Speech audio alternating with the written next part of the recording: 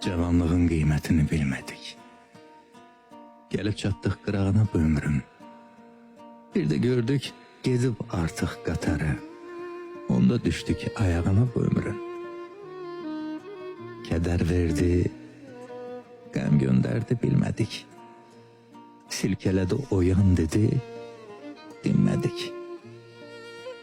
Ömür bizi səsləyəndə gəlmədik.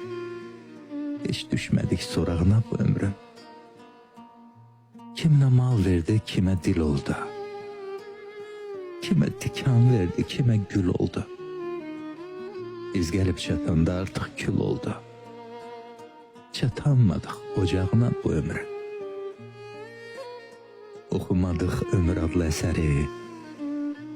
Heyden düştük gitti sözün keseri.